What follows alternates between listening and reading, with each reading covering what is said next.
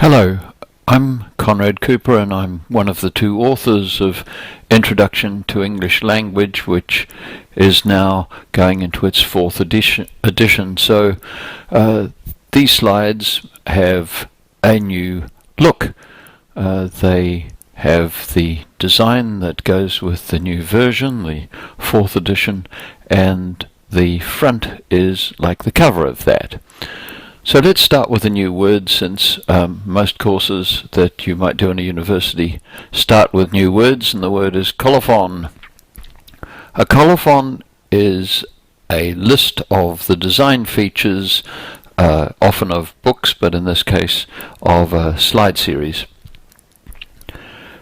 The slide series is a set of PowerPoint presentations that are based on the companion website for Kuiper and Allan, Introduction to English Language. You can find them on that website, and since you're looking at it now, you must have found them on that website. And they're there to provide you with a summary of what's in the book and headings for notes you might want to take. They're also used in the mini lectures on the companion website, and this is some idea of how they've been designed. The content comes from the book, and the design of the slides is partly based on the design of the book. So these slides have a background which was designed by the folks at Palgrave Macmillan, and that's why there's a similarity between what's on the book and in the book and what's on the slides. The image on the title slide, for example, is of the cover of the book, as is the little color band on each of the slides. So what is this book about? Well, you can either read it or you can follow this little slide.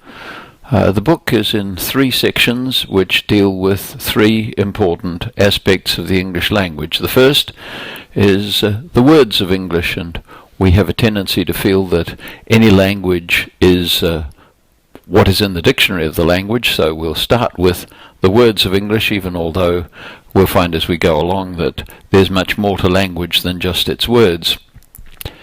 So we deal secondly with the sounds of English. Obviously you're listening to these sounds if you're listening to this movie, because I'm making English sounds. I'm not making the sounds of Swahili. I'm not making the sounds of Russian.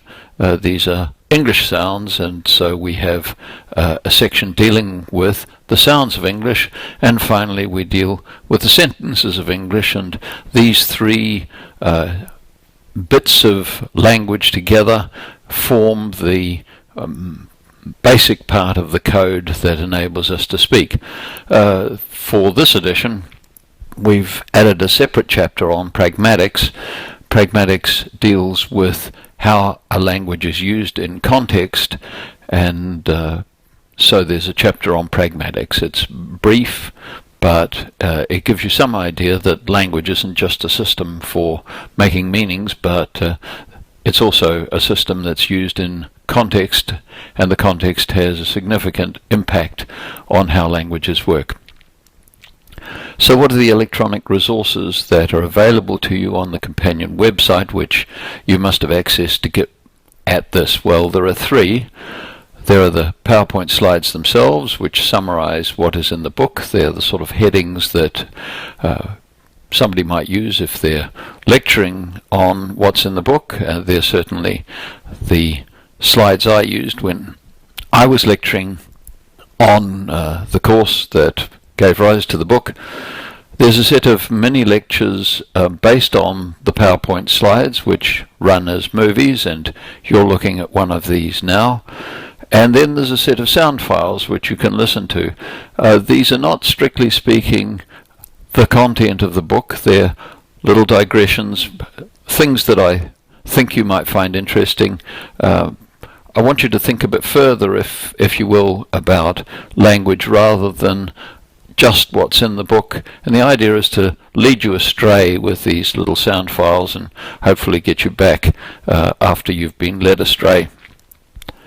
The slides themselves you can open and read. on your computer. You can print them out, and they can provide the basis for your own notes. The little mini lectures are PowerPoint presentations, as you might get them in a lecture. They're given with a voiceover on individual topics, and you'll find the topic heading at the beginning of each of the movies relates to a particular section of the book. So if you're looking at the book, then you'll find there's a little movie icon, and you can go and listen to one of these if you want to. So they play out as movies. You can watch them, listen to them on your computer or your iPad or your smartphone. They're short, no longer than 10 minutes usually, and because of that you can listen to them on the bus or as you're riding a bicycle or whatever you happen to be doing, dishes, cooking. Put them on your smartphone. They will come up on your smartphone, and you can spend 10 minutes just doing revision or getting familiar with a particular part of the content of the book.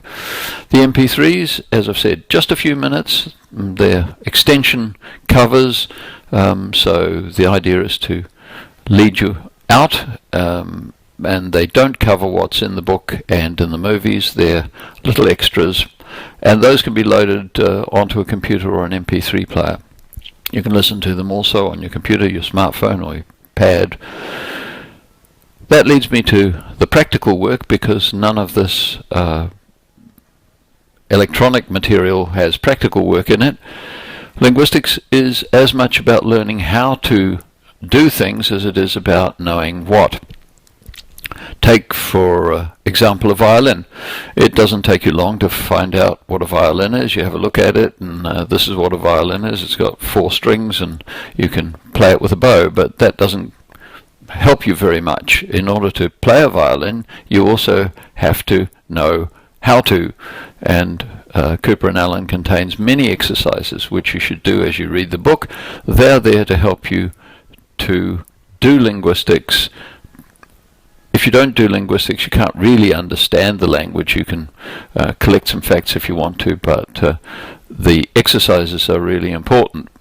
If you're using the books as a course text, then the lecturer or instructor may have access to a learning management system, and there are a lot of other how-to quizzes that are available from Palgrave Macmillan, and they can be put on that website. If you are in an institutional setting and the lecturer or instructor hasn't got these quizzes available, they can get them directly from Palgrave Macmillan and mount them on a learning management system. So you can do those when you've dealt with a particular section, and the idea is that they will reinforce your learning and help you come to understand what it is that makes a language tick. Each section also has a set of learning objectives. At the beginning of the section on words, there are learning objectives to tell you what it is that we hope that you'll learn by the end of that section. The aim is to provide you with basic knowledge, obviously, about that aspect of the English language, and as well an understanding of the toolbox that has enabled people to understand how the English language ticks, namely linguistics. Linguistics is the kind of toolbox that scholars and researchers use to understand languages, and the English language is just another language like any other. So you can understand linguistics as well through your own reading, listening to the mini lectures and MP3s, and of course doing the exercises. The practical work is just as important as, if you like, the content.